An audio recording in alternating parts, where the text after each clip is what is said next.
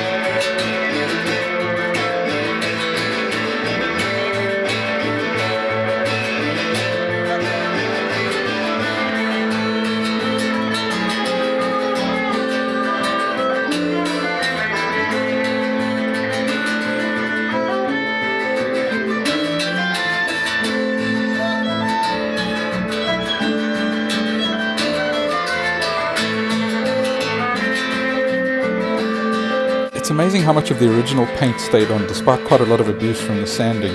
It shows the quality of a process that they used in the factory compared to the rubbish job that I did a few years earlier.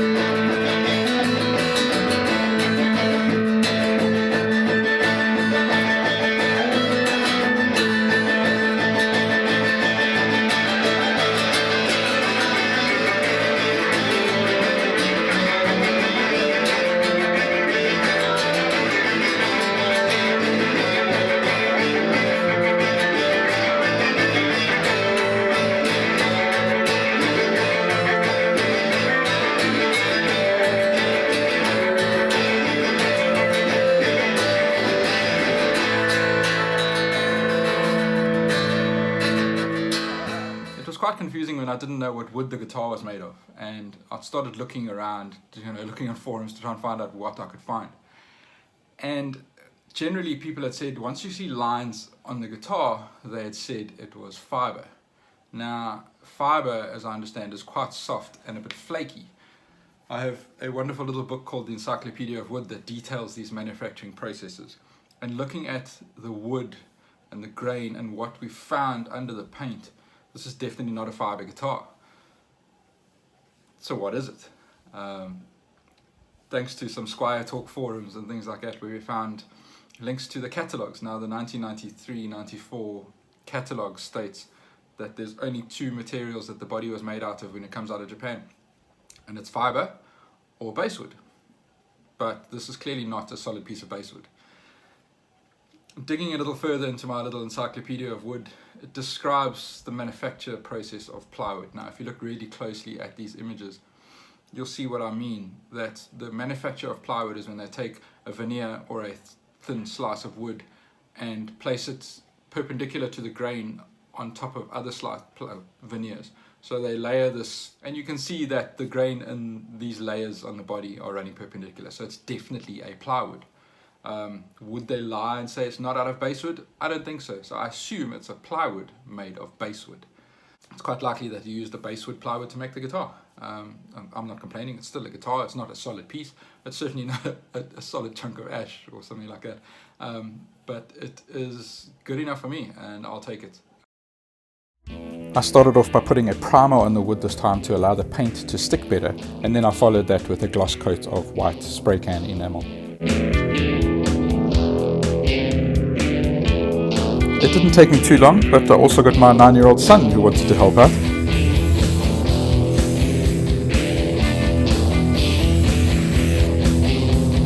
If you look closely through the finish at this point, you can still see the layers of plywood, so I had to paint a little more over this.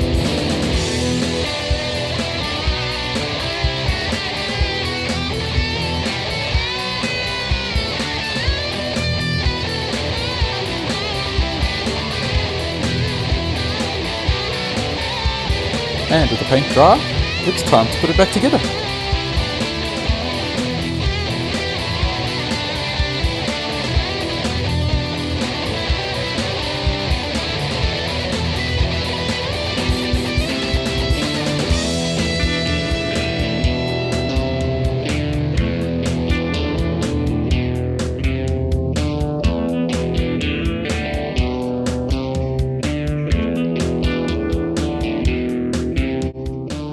So you can see the disgusting bits of pieces of paint falling off, and the dirt is cleared now.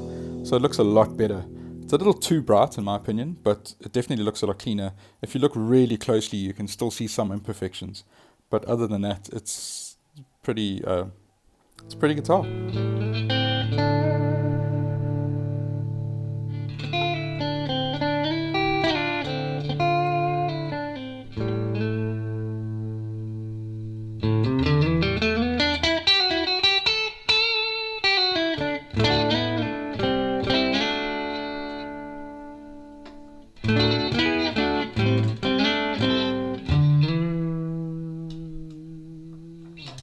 So it sounds okay. Obviously I didn't change anything except set up the intonation and get that done, but this bridge is going to be changed real soon.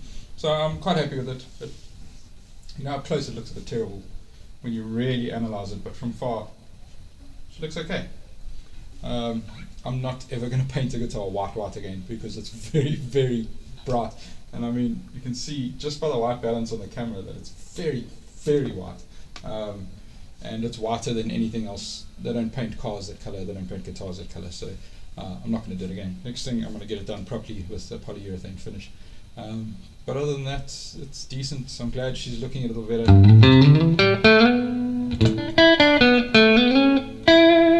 And I'm just going to enjoy it for a while.